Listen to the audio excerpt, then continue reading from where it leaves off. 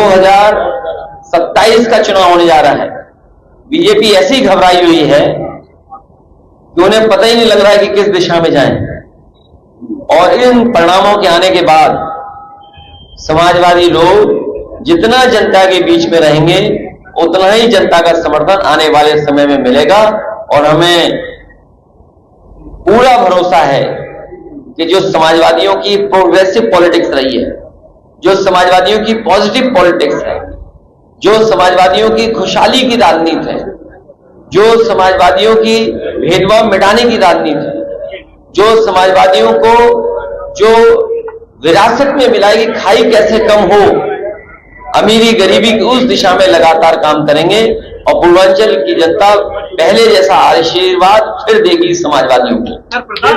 अभी जब हाल ही में जब 5वें स्थान पर बताने वाली सरकार ने कहा कि अर्थव्यवस्था 5वें स्थान पर पहुंच गई है और 3रे स्थान पर ले जाने वाले हैं, इसका मतलब ये नहीं है कि हमारे किसानों की और नौजवानों की या व्यापारियों की आय बढ़ गई हो।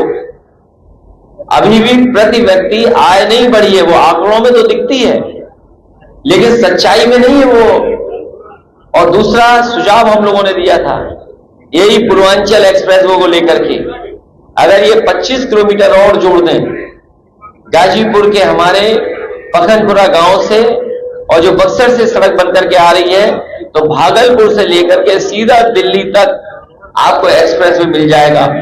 और इसी एक्सप्रेसवे किनारे जब मंडियां बन जाएंगी, जो हमारे योजना थी जिसको आधा अधूरा बीजेपी ने छोड़ दिया है, हम पूर्वांचल की जनता को भरोसा दिलाते हैं कि समाजवादियों की सरकार बनाइए, इस सड़क के किनारे नौकरी, रोजगार और किसानों को सुविधा दिलाने का काम करेंगे।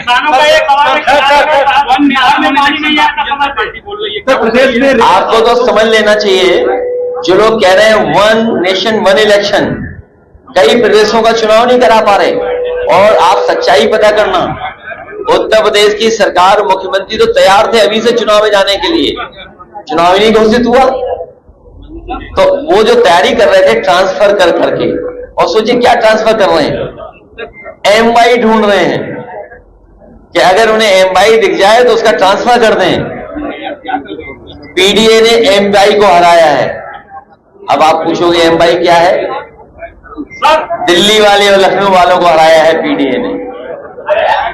और सोचिए आप, बगल में प्रधानमंत्री जी का क्षेत्र है बनारस, गंगा एक्सप्रेसवे चल रहा है, मेरठ से प्रयागराज चला जा रहा है।